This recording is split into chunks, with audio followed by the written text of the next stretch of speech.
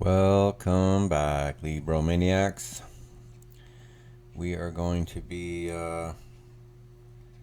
breaking through the information firewall today again. We've got some more book information that you can download and put into your database in your brain. So today we are going to be talking about a YouTube video that I just watched, and we're going to begin though with this YouTube video was talking about the idea of dragons existing. Did dragons exist?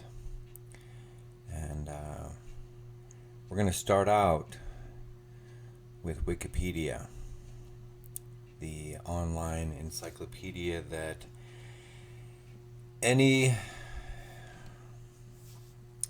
atheist administrator can edit. That's what it takes to edit one of these things. So if you go to Wikipedia, it says that a dragon is a large, magical, legendary creature that appears in the folklore of multiple cultures worldwide. Beliefs about dragons vary considerably through regions, but dragons in Western cultures since the High Middle Ages have often been depicted as winged, horned, and capable of breathing fire. Dragons in Eastern cultures are usually depicted as wingless, four-legged, serpentine creatures with above-average intelligence.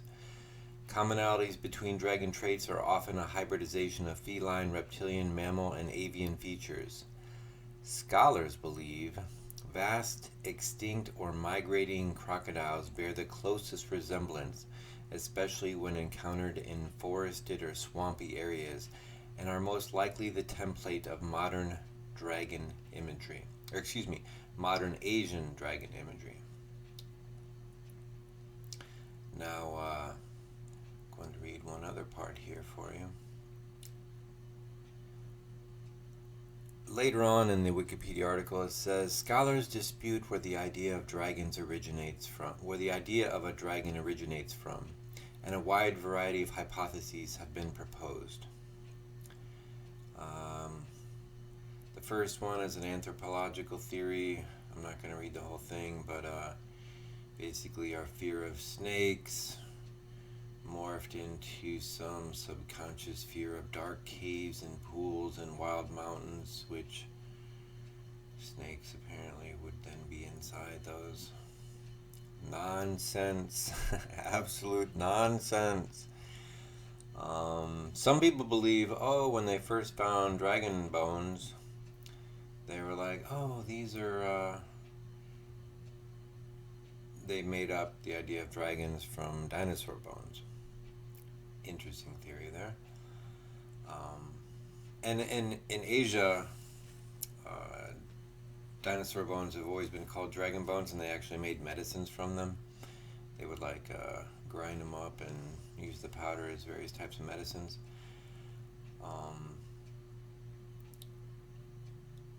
That's another theory.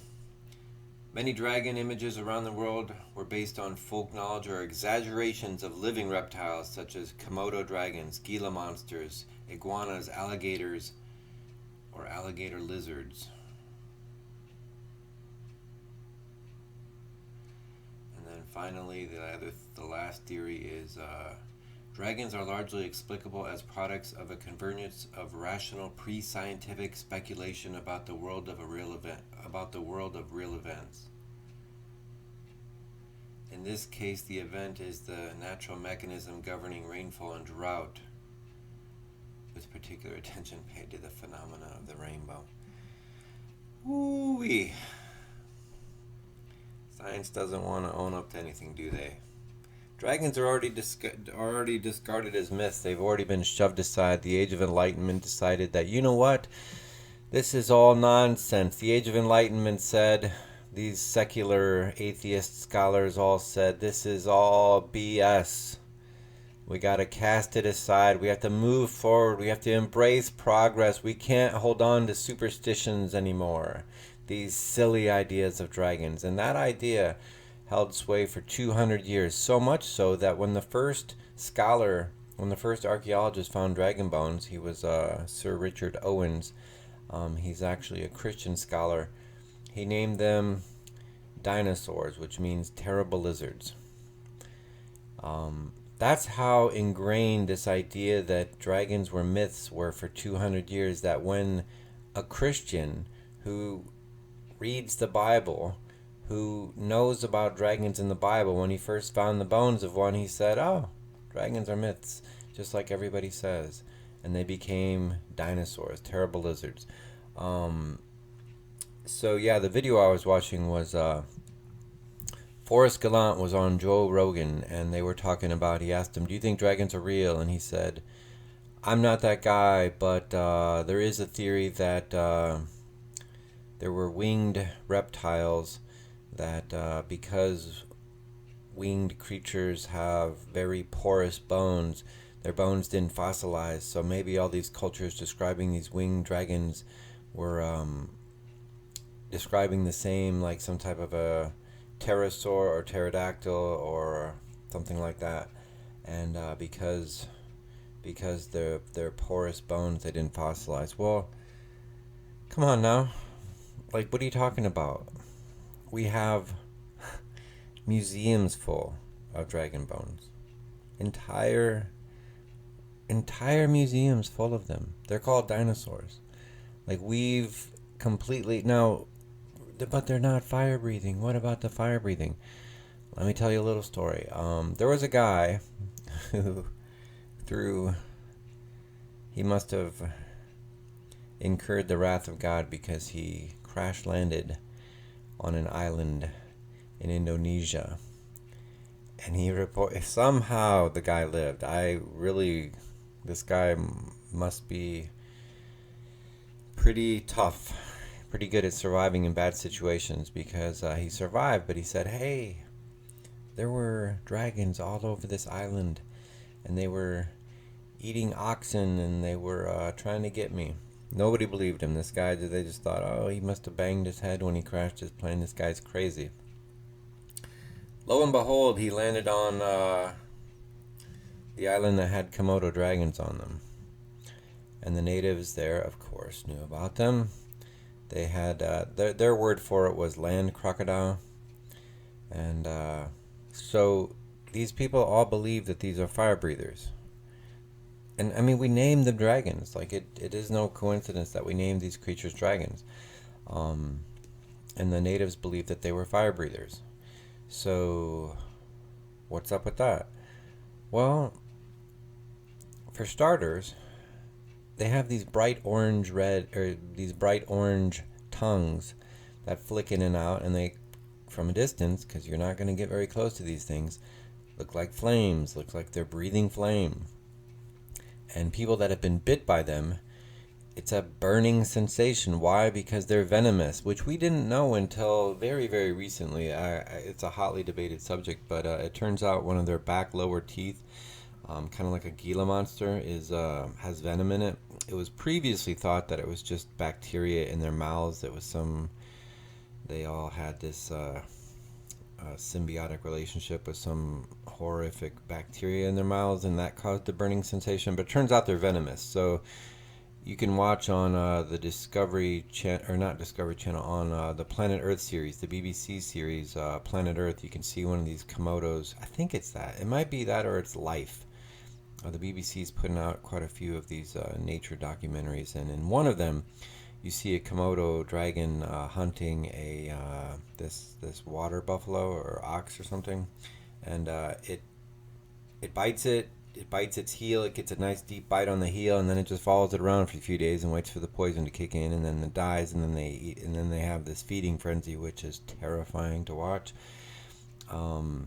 So, burning sensation and the appearance of a flaming red tongue gave rise to this idea that they are venomous. Now, some people believe they've seen this bombardier beetle that has some crazy chemical reaction that occurs in its abdomen, and it shoots like this acid, this burning acid out of it. And some people think, well, if this beetle can do it. Maybe there were lizards that had some similar venom apparatus in their mouth, and they could spit this acidic fire. Maybe. I'm open to that, actually. Because venom is weird. Like, some snakes can spit their venom. Gila monsters can shoot their venom from their eyes. Like, their blood is venomous, and they shoot it from their eyes, and it's like a stream. So who knows? Like, I'm open to the idea that maybe some of these did come really close to breathing fire. And it's not actually technically impossible that it was some type of flamethrower action, but I think the closest we see in nature is the bombardier beetle. So maybe that was the way it was going on. But yeah, we've got tens of thousands of fossils of dinosaurs that we call dinosaurs that we refuse to call dragons. And Wikipedia makes it really clear that it is not acceptable that a dinosaur survived into recent times, despite the fact there's things that have been living since the time of dinosaurs. We have Komodo dragons, we have crocodiles, we have alligators, we have turtles. All of these things have survived since the time of dinosaurs. So they're technically, now, the word dinosaur is specific to certain things, and it doesn't include those things. But if you want to use a loose definition, we can include these things. So we have dinosaurs living today. Who's to say that there weren't creatures that survived that were hunted to extinction in relatively recent times, just like the dodo? And I want to bring your attention to a book I recently got. I am currently reading. I have not finished it yet. Called Dragons, Dinosaurs, and the Bible by Bodhi Hodge. I saw him talking about it on Answers in Genesis, and he raises an excellent point here about the dodo. This is a chapter called When Did People Start Believing Dragons Were a Myth? He introduces us to this idea, and he uses an example of the dodo. I'm going to start reading it here. The dodo was a strange bird, and our understanding of its demise and extinction by 1662 is equally strange. The dodo was a flightless bird that lived on the island of Mauritius. I'm messing that up. In the Indian Ocean. It was easy to catch and provided meat to sailors. There were numerous written accounts, sketches, and depictions of the bird from the 1500s through the 1600s. But when the dodo went extinct, no one seemed to notice. And a few years later, scientists began to promote the idea that the dodo was merely a myth. Just look at the evidence. Number 1, it was a very strange creature. 2, nobody could find them. 3, they seemed to exist only in the old descriptions, accounts, and drawings. But at last, in the 19th century, there was vindication that the dodo was real and that it had merely gone extinct. Had it not been for specimens popping up in the recesses of museum collections and finally found and then brought to light, they could have been labeled as myth for as long as the earth endures. Since then, fossils and other portions of specimens have also been identified as dodo. Parallels to dragons. So what do they have to do with dragons? Considering the following points. 1, dragons are very strange creatures. 2, nobody can find them. 3, they seem to exist only in the old descriptions, accounts, and drawings. That's an excellent parallel. Something goes extinct and all of a sudden, it never existed. These people are just silly, mistaken primitives that don't understand somebody was pulling their leg when they told them stories of dodos and dragons. So there you have it. That's how things become myths. The scientific community said the dodo was just a myth, and lo and behold, it wasn't. It was just an extinct creature. Dinosaurs are the same. The thing is there's a lot more at stake with dinosaurs. If you start saying dinosaurs are dragons, you've upended the apple cart. All of a sudden, all the myths are true. All the Bible's true. What? We can't do that. Science can't do that. Secular science can't confirm the Bible. They can't confirm myths. They spent their entire career busting those myths. I mean, I challenge anybody to tell me a myth that isn't true. I mean, everything's got a grain of truth. Anyways, thanks for tuning in, and we will catch you next time on Libromania.